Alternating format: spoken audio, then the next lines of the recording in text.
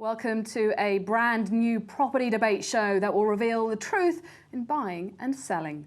People from across the country have got in touch to ask the questions we all want answers to, from gazumping to valuing and investments to regional fluctuations. Nothing is off limits. I'm Sara Walker, and joining me today is an expert panel from the global property consultancy Knight Frank. Now, in partnership with the Telegraph, they've bravely put themselves on the front line and agreed to answer your questions honestly. So, joining me from Knight Frank, we have Simon Gammon. He's the managing partner of Knight Frank Finance. Tim Hyatt is head of lettings. We're also joined by James Pace, head of sales for Chelsea and South Kensington. Nick Loeth is head of sales in Berkshire, and Gronya Gilmore is head of UK residential research. The Homeowners Alliance says fees can be anywhere between 0.75% and 3.5% of the agreed selling price. Why such a variation? There are two main reasons. The first is the type of agency that you employ your agents on, and the second is competition. You can employ agents in three different ways. The first being on a sole agency basis, second on a joint sole agency basis where you have two agents working together, and the third on a multiple basis. The difference in fee will apply to each type of agency. And then, of course, it's competition as well. Some agents will desperately want your instructions, so they'll be prepared to negotiate fees harder. So is that an indication, you say, because of competition? Is that an indication of the better estate agents to the not so good estate agents? Quite possibly, yes. And it'll also depend, I think, on the type of service that you're given by your agent. Some agents will be prepared to invest quite a lot of not only time and money and expertise, but also money into the presentation of your property. And other agents will just be listing your property on a website, so it'll cost them nothing. Nick, I'd like to bring you in here because a lot of people want to know, are these fees actually justified? That will depend entirely on the agent that you use and the quality of that agent. I think a good agent is worth its fees. Are your fees justified? I would say they are, in terms of what I can deliver for my client and the level of service we give them, and more importantly in the day, the fee, the income we provide them from selling their house properly. Always be aware of the agent that comes along and quotes you the lowest fee and the highest valuation. There's probably a reason why they're doing it, and that's to buy your business. And in the long term, you'll be poorer off for it. People believe that fees are in fact negotiable. Is that correct? Are yours negotiable? Yes, they are negotiable to a point. A good agent should be a quality agent, and you get what you pay for. But there is competition. Some of it is good and some of it is bad. So yes, there's always a degree of negotiation. But as I said, the cheapest agent is not necessarily the best agent. There do seem to be a number of hidden costs, and what we're hearing from people is they want to know, are these the agent or the solicitor side? Where do they come from? On the letting side, there's an ASA ruling last year on the tenant side that before a tenant even got in the car to come and see a property, the agent has to declare the fees that they might be charged. So we have an administration fee, there is a referencing fee for taking credit scores. A tenant has a right, and there is a ruling now that they have to see those fees before they come to see us. Which plays into the whole transparency. Right across the board, which plays to the transparency of it all. Okay, so you guys feel that your fees are justified, some slightly negotiable, but when you're looking at fees, it's down to what you'll get in return, basically. Very much so. What does an estate agent look for when it's valuing a property? The old cliche, location, location, location. Is it in a good catchment? Is it good for communications? Does it have curb appeal? Is it a pretty house? There can be a number of things that one will look for. You might argue the majority of the time that vendors know how much their house is worth. But one of the questions is, why then do some estate agents overvalue a property, which subsequently, I suppose, creates greed from the vendor and can, I suppose, result in no sale? Overpricing is a typical cheap agent trick, in my humble opinion, where they're simply trying to buy your business. It's like an obvious thing to say, but remember, it's not the agent that's paying that price. So if they're giving you a high figure, if it's higher than everyone else, ask for the evidence. Where's the justification of that? Where's the comparable evidence to say why they feel that figure is 10 or 20% higher? If not, be very suspicious of it. And in terms of lettings? Yeah, I mean, I think it's down to supply and demand as well. If there's a lot of demand and not a lot of supply, then obviously overvaluing is going to happen. But it's not going to be called overvaluing. It's just going to be relative to what the market is there. I think also when, picking up from what Nick said, you look at what's going on in the local area, but from a tenant's perspective, they want to know what they're going to get for their rent. You know, they're paying money that's been dispersed. Are they going to have a gym? They'll pay a small premium for it. Are they going to have a car parking space because there's no on-street car parking? They'll pay a slight premium for it. Are there social amenities within the block that they can use? They'll pay a slight premium for that. And you have to factor all of that in when you're valuing it. To a degree, it's a science. I think we would all agree with that. Agents don't necessarily always get it right. Nick agreed, and I totally agree with them. They do. Do you not always get it right? What we have to do is we have to put ourselves in a buyer's or a tenant's shoes and estimate what somebody is going to pay for it. So it's a subjective view. You can't get it absolutely right. It's not like the commercial world where you have everything done on a pound per square foot basis.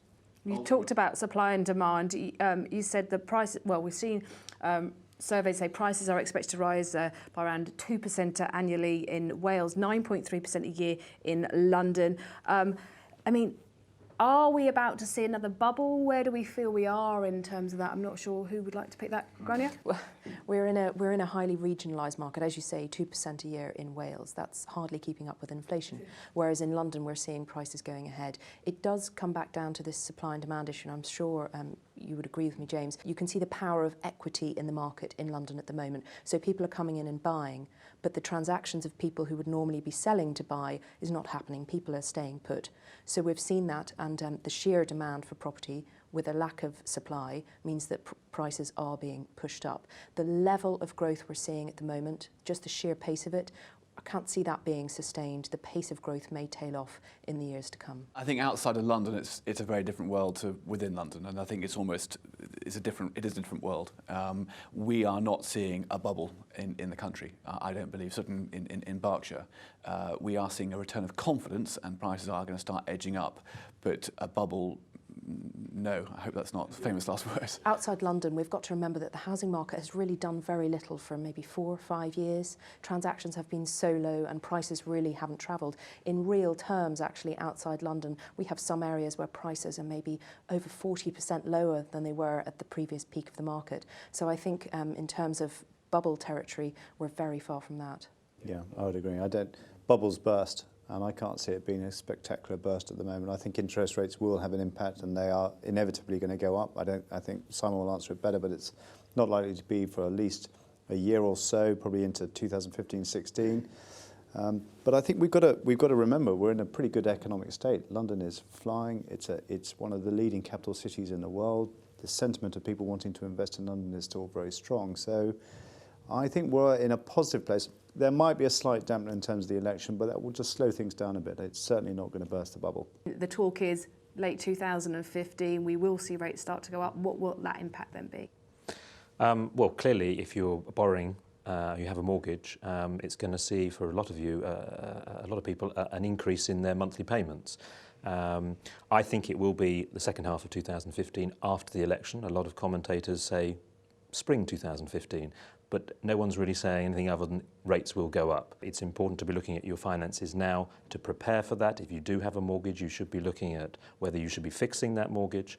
When interest rates do go up, I believe they will probably only go up by 0.25% for the first time, and the Bank of England will watch everyone with great interest and see whether or not the economy copes. The economy will cope, it will be fine, but it will be a shock to everyone after by then 6 years' time.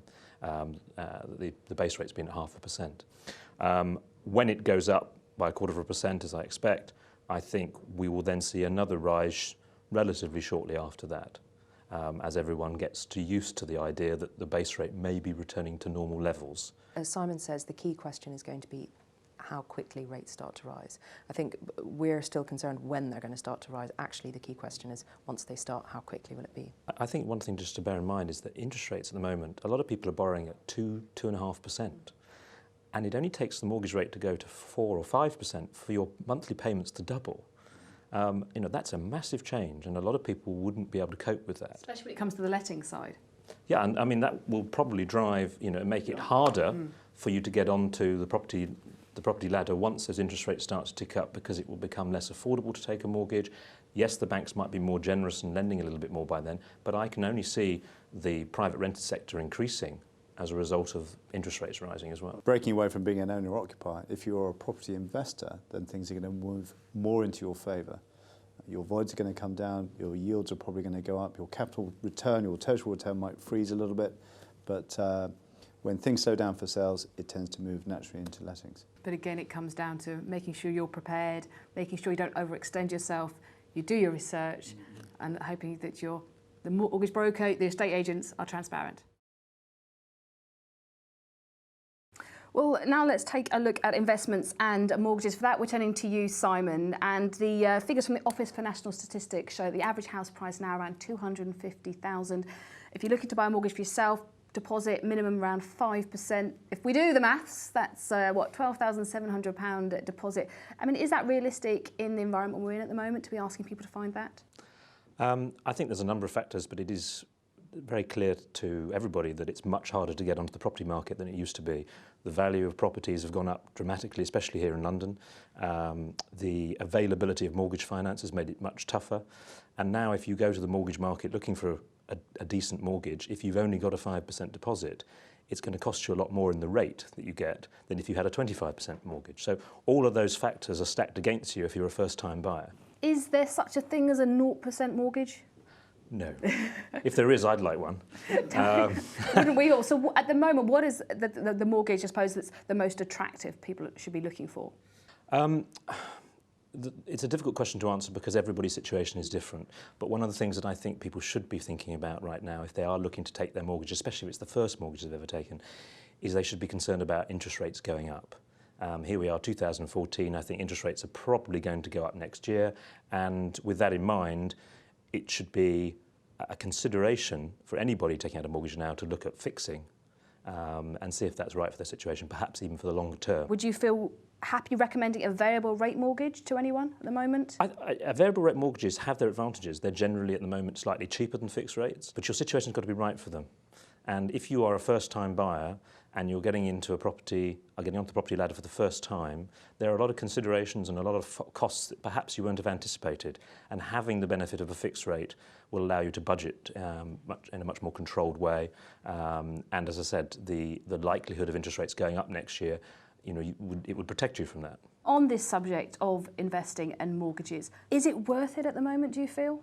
To buy a rental investment? Yeah. Definitely. I mean, the reason why I say that is that there is... You're very sure? 18% of the population of the UK households are in private rented accommodation at the moment. That's due to go up to 22%. Granny will probably back this up from the research side. So that's going to be 6 million people. That's another 2 million people than there are now who are going to want to rent or need to rent. And there's plenty of supply. People, sadly, who can't afford to raise the deposit to put down the 5 or the 10% on the mortgage side, they're going to need somewhere to live. So rental accommodation is on the rise. I don't think in the last 18 months I've ever heard rentals being spoken about as much as it is now. Most of the UK developers are getting into it. They're holding back certain elements of their portfolio to supply the demand that's out there. And I think that if you're careful and you're diligent, buying a rental investment is a sensible punt. But if you're buying them, you want to know which ones are going to go up the most in value. So what we're being asked to ask you is what types of property increase in value the most? And also are easy to manage as rentals. I suppose that's the flip side, isn't it? I think it's a big debate.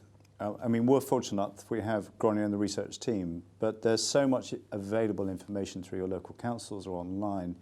Do your research before you invest, like you would do anything before you invest.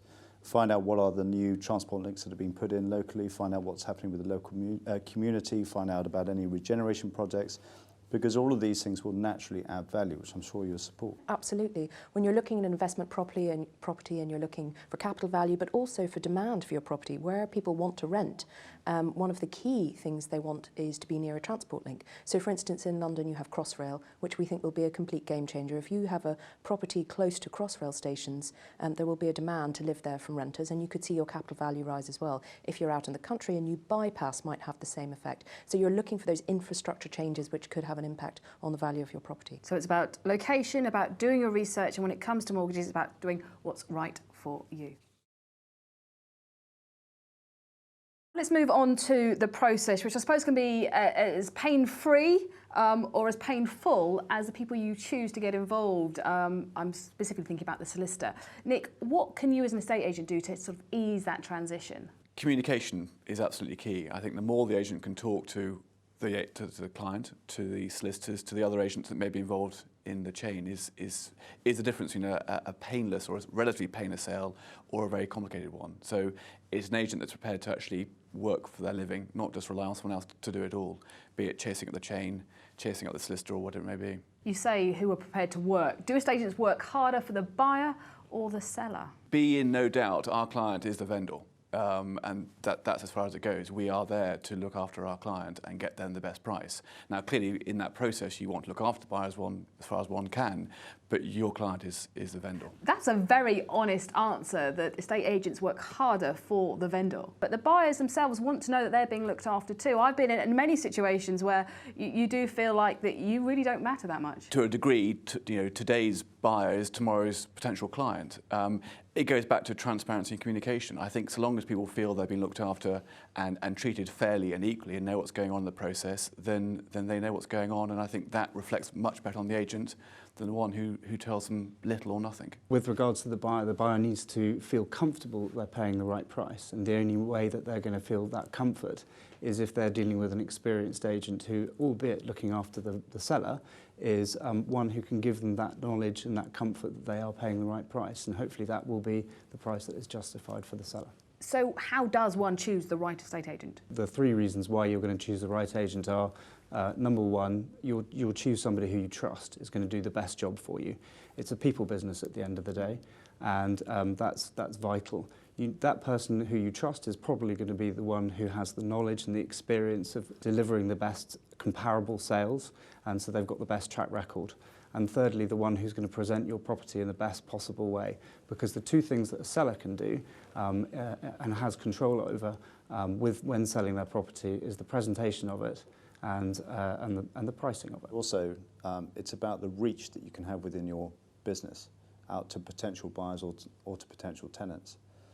It's not just about attracting people within your local community and your local markets. There are people from much further afield that we sell and let to that come from Asia, North America, and they are emerging markets. You go to a bigger organisation, you may pay a slightly higher fee, but the potential return and the quality of buyers looking or the quality of applicants looking is going to be surely greater, I would like to think. That brings us on to a question that has actually been sent in. Is open house a lazy way of marketing, or does it really get better results than a private one-on-one visit to properties? In my experience, private one-to-one viewings are more productive. I think you can get more from a buyer focusing your energies on them individually rather than assuming that all buyers will be in the room at the same time. If they're not within that time frame, then you're going to lose potentially your best buyer. So I would generally plump for the private viewing. I think that the good thing about open houses is that they get lots of people through the door. And actually, if you want to achieve the best possible price for your house, you need to get footfall through your front door, and you need to get the right people in. So they have their place. The problem with them is that they tend to have a time limit on them.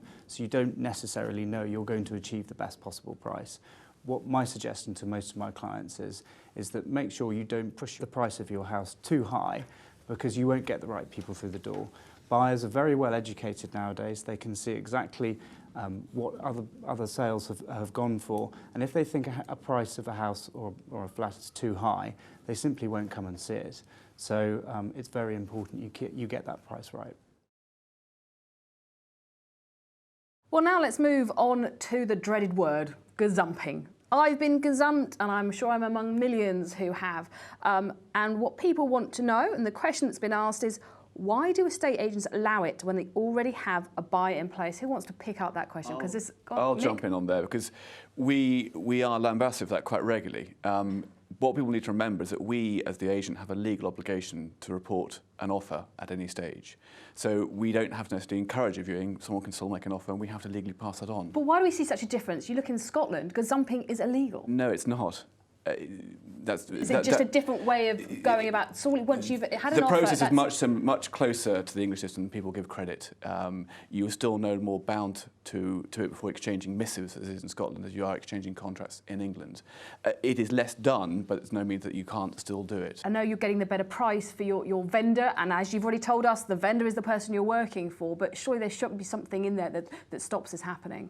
Unfortunately, it's the way our legal system and the sales process works. It's not not us as agents who control that. It's the politicians, really.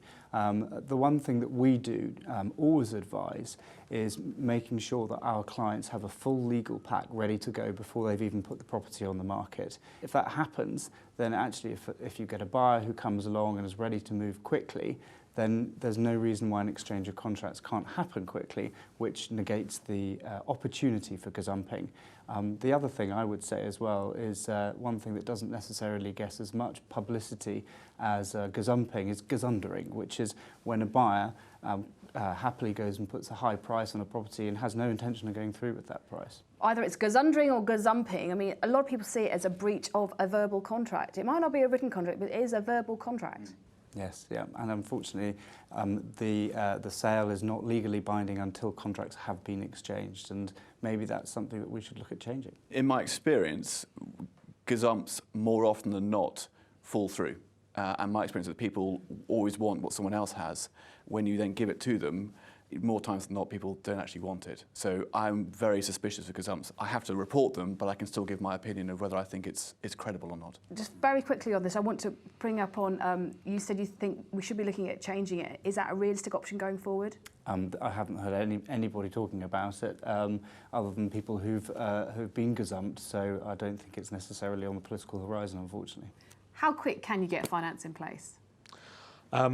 It depends how organised you are, and if you're looking to get a mortgage offer, you need to be organised, especially with your paperwork. I would recommend going to a mortgage broker rather than one particular lender, mainly because they'll be able to tell you what every lender will require. So even if you do decide to walk into a branch on the high street, you'll know what paperwork they're going to require. So it's about being organised, making sure you've got your bank statements for the last 3 or 6 months, making sure you've got your pay slips available, making sure you've got a copy of your passport. All of those sort of things will help. To answer your question specifically, you can get a mortgage offer in as little as 10 days. Sometimes that might be subject to a valuation of the property. Sometimes it's even possible to achieve it with the valuation done. But the normal would be probably 3 weeks or so. What we've been asked to ask is, as a trusting consumer, should we really need to vet our estate agent before committing to work with them? The problem that we've got is that it's not mandatory to force an agent to keep to certain standards. There are governing bodies. There's the National Association of Estate Agents, there's the Association of Residential Letting Agents, and there are many others who have a code of practice for agents to follow. And it's something that the good agents believe in. It's the rogue agents that you've got to watch. My advice would be definitely do your research. There's plenty of information, there are plenty of badges to see that agents support or not. I mean, it's like any investment. If you're about to pay somebody a lot of money, which you are when you sell or let a property, you've got to make sure that you're going to get the best out of it. Nick, in terms of the actual properties, I mean, you do your research, but we've been asked, how long do estate agents really know about a property before it comes to the market? And who gets to find out about those secret properties? Because so often you see a house come on the market and it's off the market within seconds. Yeah, I mean, I could know about a house a year before it comes to the market. It could be weeks, it could be months. It depends on how long I've got a relationship going with a client before they bring the house to the market. Who gets to see those? It's the hot buyers. It's the buyers that make themselves, their presence felt, are proceedable and can move forward quickly without necessarily a chain behind them. And the agent, the buyer that we probably speak to most often.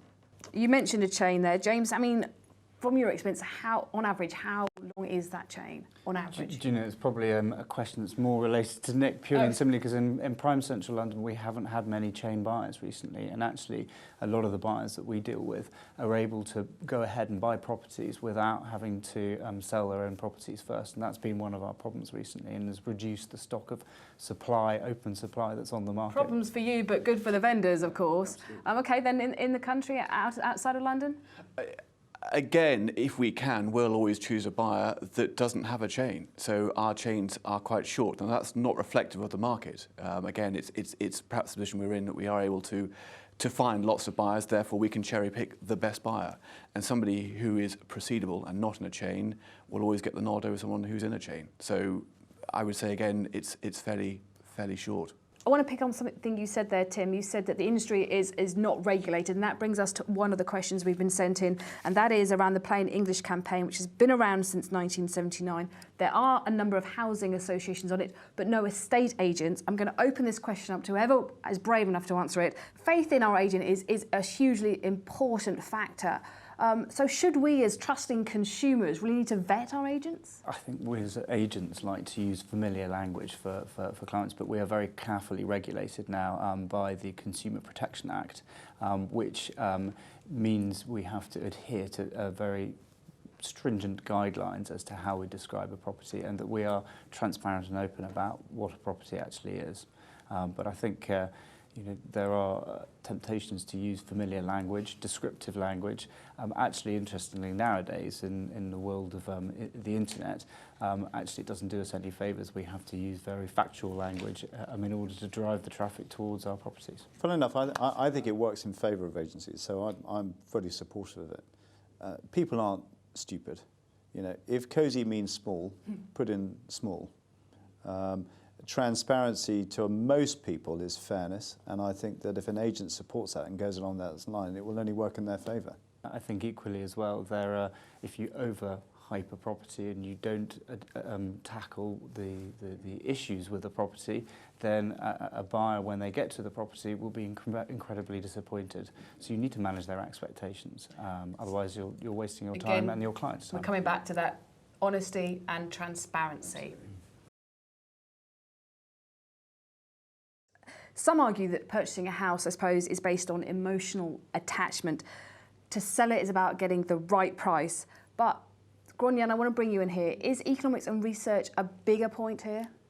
In terms of when you're selling, the decision will be what point you are at the market. Obviously, if you have a personal reason, you have changed jobs, or you need to move country, or you've got a school issue, then you have to sell, and that will make your decision for you. But if you're selling just because you want to take advantage of what's happening in the market, then obviously research into what point in the property cycle we're at will be important.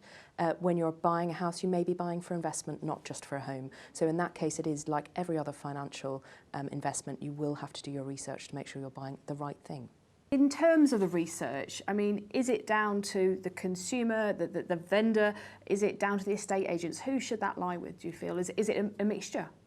I think it's a mixture, but a lot of estate agents today have research facilities because it is so important to know what is happening in the market, what we think might happen in the market in the future, and very local knowledge as well. The agents have that already, but being able to kind of boost that up with extra facts and figures about the wider market and how that might interplay, it's all very important. You'll see that more and more agents have that capacity. A lot of people may not know where to go for that research, for that information. Where would you suggest?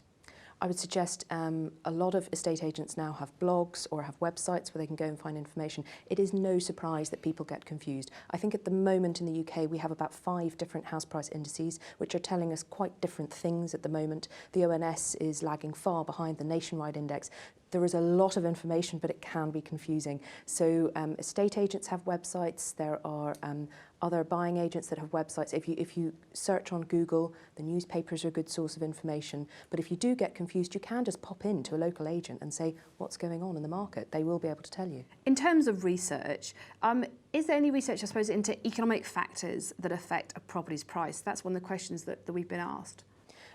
For your local property, as we've said, local factors will have an issue. So there could be local infrastructure coming in. The school could have moved up the scale in the Ofsted rankings. All of those factors will come into play. But there's also, there may be developments happening around your area which could kind of bring the area up. If there's massive redevelopment and regeneration, that could affect your area. So yes, it's a measure of all of the things that are happening all around your area. So there are now a number of websites where you can go and see what your neighbours sold for, those kind of things. Absolutely. How important is that then? Well, the Land Registry is making more and more information available, so it is possible to go and find out what similar houses in your area have sold for, to give you an idea of where you're starting from. It does seem that every conversation we've had here today all goes back to transparency. It helps. It's key whenever you're buying and selling any financial instrument.